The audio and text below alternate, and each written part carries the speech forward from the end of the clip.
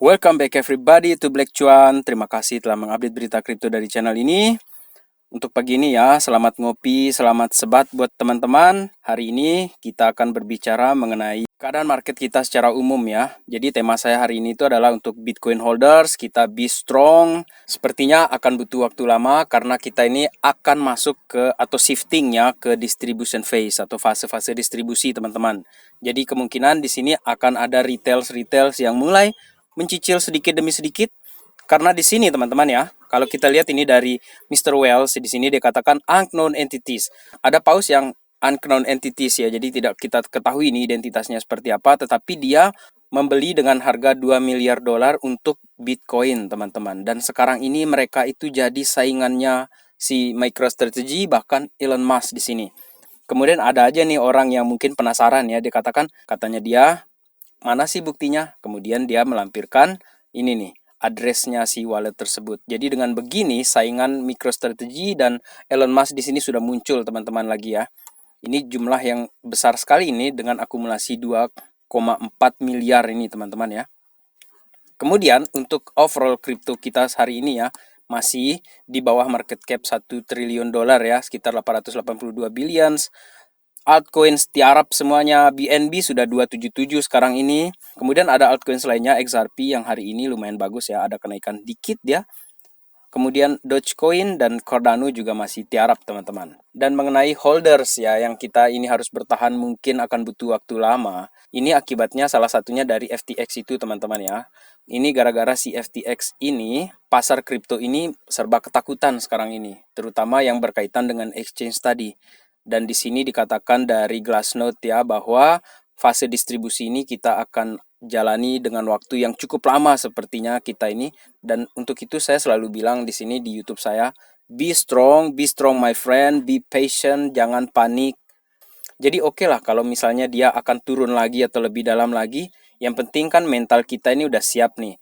Kita tidak di sini hanya untuk setahun 2 tahun, tetapi kita berusaha untuk mendapatkan gains yang besar. Narasi saya masih seperti itu di bull runs yang akan datang. Dan semoga kita tetap dalam kondisi ada cash ya untuk membelinya ketika harga nanti itu mungkin tiba-tiba drop lagi. Kita tidak tahu seperti itu teman-teman ya.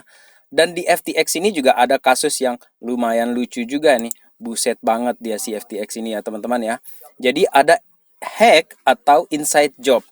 Ini pertanyaannya adalah dia dihack atau ini ada permainan orang dalam seperti itu. Karena di FTX ini ada pencurian dana 400 juta dolar yang dilakukan oleh si hackers di sini. Masa sih hackersnya amatiran ini parah ini ya. Asli. Masa 400 juta dolar dia kirim dari FTX itu keluar dan dia tidak sisakan dananya atau sisanya itu dia pakai TRX blockchain ya, pakai TRC dia di sini nggak ada gas fee-nya, sehingga gara-gara tidak ada gas fee-nya ini parah nih hackers atau inside job. Coba kalian komen di dalam. Dia ngakunya hacker sih dari mereka mengatakan seperti itu ya. Dan akhirnya gara-gara tidak bisa mengirim seperti itu teman-teman, akhirnya mengirimlah dana dari Kraken ke akun tersebut supaya bisa ada gas fee-nya gitu. Dan akhirnya gara-gara itu dia malah ketahuan ini. Jadi sekarang ini sudah dalam investigasi ini. Jadi karena di Kraken itu kan dia sangat ketat ya untuk KYC-nya, sehingga begitu dia kirim dana itu dalam bentuk TRX ya untuk gas fee-nya, langsung dia ketahuan dan langsung nih ditangkap orangnya gitu kan, dan masih dalam pendalaman katanya dia. Kemudian teman-teman ya, ada satu lagi info yang menarik di sini ini dari Edward Snowden ya. Dan ini masih kaitannya dengan FTX juga saya bicara ya. The White House sanction ya. Jadi si negara ini ya di sini ya, negara ini kita anggap entitas seperti itu. Dia memberi sanksi ke orang-orang kids katanya dia di sini, orang-orang yang membangun privacy tools, peralatan yang betul-betul privat ya untuk kamu katanya dia. Sementara para regulators ini diam-diam dia ini ada main ataupun ada keakraban dengan orang yang telah menghabiskan dana investor 5 juta orang tersebut teman-teman. Lantas di mana bedanya katanya si Edward Snowden, sementara si maling ini adalah big political donors. Jadi dia merupakan pendonasi untuk para politisi-politisi katanya Snowden di sini teman-teman. Kalau di Indonesia kan kita bisa lihat itu ada kasusnya Indra Kents ya, yang akhirnya Nangis-nangis itu para binomo investor di sana karena si Indra Kents ini akunnya itu atau asetnya dia, maaf, itu disita oleh negara dan dia memang dinyatakan bersalah. Tetapi yang jadi masalah di sini itu adalah para investor itu dananya nggak dikembalikan, malah disita oleh negara. Ya kita tunggu aja lah bagaimana perkembangan kasusnya selanjutnya untuk si Indra Kents tersebut. Kemudian sekarang ini mengenai FTX teman-teman dan apa yang dikatakan oleh Edward Snowden di sini. Untuk si FTX di sini ya, jadi ada US Senator Elizabeth Warren itu ternyata punya relasi dengan Sam Bankman-Fried teman-teman. Jadi mereka ini ada ikatan khusus, maksudnya ada keterkaitan khusus ya di sini karena si mantan FTX CEO itu ya si Sam Bankman itu pacaran sama ini nih, riset CEO dari Alameda itu ya yang namanya Caroline Ellison, dan Ellison's father ini, bapaknya dia itu yang bernama Glenn Ellison ini, rupa-rupanya ini teman-teman, dia ini adalah mantan dari bosnya si Gary Gensler itu teman-teman. Ketika si Gary Gensler ini juga diajari oleh dia itu dalam course ya tentang Bitcoin di MIT itu teman-teman. Jadi mereka ini bukan orang lain teman-teman, mereka ini saling terkait di sini.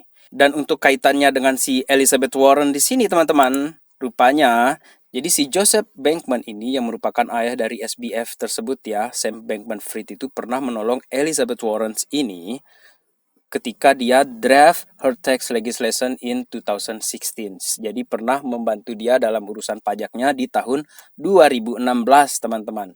Jejak digital, kemudian orang dalam, kejam. Asli kejam, dan ini membawa ekosistem kripto kita ini benar-benar penuh dengan fear sekarang ini gara-gara orang-orang ini teman-teman. Makanya benarlah yang dikatakan oleh si Edward Snowden tadi itu ya. Ini mereka ini punya main semua di belakang layar teman-teman. Jadi dengan begini sepertinya teman-teman ya akan ada waktu lama dan itu pun merupakan suatu pertanda yang bagus juga ya kalau kita lihat dari sisi positifnya untuk kita yang retail. Maaf ya, saya di sini plankton jadi saya punya waktu untuk mencicil nih Bitcoin ataupun Ethereum di sini teman-teman. Kemudian kita menuju ke CZ di sini ya, CZ katanya orang Amerika, dia bilang Trust Wallet ini melakukan huge release ya, sehingga itulah yang membuat harga TWT koin itu naik teman-teman. Gila, naiknya juga gila-gilaan asli. Di tengah harga yang lain pada turun, TWT terbang teman-teman. Dan ternyata dia ada progress di sini, ada project yang dia riliskan di sana. Dan itulah yang membuat 47% source akibat dari si CZ ya atau CZ itu mengeluarkan tweetsnya itu kemarin itu teman-teman. Dan TWT ini juga selama seminggu ini teman-teman ya, seminggu belakangan ini dia sudah naik 92% hanya dalam waktu seminggu dan 100% akan datang. Mungkin gak sih? Mungkin menurut saya. Karena orang-orang kan mulai tidak percaya dengan exchange dan akhirnya mereka pindahkan aset mereka ke wallet, baik itu wallet online, baik itu cold storage, dan disinilah dia mendapatkan rezekinya teman-teman. Bahwa orang juga banyak yang meragukan wallet online karena wallet online juga itu kan merupakan sebuah aplikasi yang gak ada bedanya juga sih sama exchange sebenarnya. Itulah kenapa saya bilang jangan panik. Karena kalau kita panik, itu bingung kita mau ngambil langkah dan akhirnya yang kita lakukan ya sama juga, habisin tenaga pindah-pindahin gitu kan. Kalau exchange-nya memang sudah bagus, sudah pengalaman kita di exchange tersebut aman, ya udah biarin aja di situ, atau mungkin asetnya malah kita pindahin ke BTC ataupun kita pindahin ke ETH ya atau ke ETH. Seperti itu teman-teman. Jadi kuncinya jangan panik, be strong teman-teman. Kemudian untuk yang terakhir di sini saya update dari crypto.com ya, yang kemarin itu dikatakan ya banyak FUD lah yang menyerang crypto.com ini, padahal saya sudah jelaskan di sana dia ini merupakan salah satu partners dari NBA, kemudian FIFA ya untuk perhelatan Piala Dunia nanti juga dia ikut serta di sana. Di UFC juga yang hari Minggu itu juga dia merupakan salah satu partners dan dia bajunya itu dipakai oleh si Dustin Poirier kemarin ketika dia menang melawan si Michael Chandler itu teman-teman. Dan di sini dikatakan oleh Chris ya yang merupakan CEO dari crypto.com, dikatakan withdrawal atau penarikan itu sedang dalam proses yang normal-normal saja. Jadi dia katakan no FUD please gitu loh. Jadi tolonglah nggak usah terlalu banyak FUD di sini. Kasihan orang lain yang mungkin baru di ekosistem ini dan akhirnya mereka jadi ketakutan, mereka jadi panik seperti itu teman-teman. Tetapi buat kalian yang memang sudah mental strong, yang sudah yakin bahwa ini narasi kita ke depan ini untuk 2024 bull runs 2025 itu ya kita tetap be strong saja. Jadi BTC holders tetap stay strong di sini teman-teman. Jadi demikian video kali ini ya. Terima kasih telah menonton. Salam Black Cuan. Peace my friend.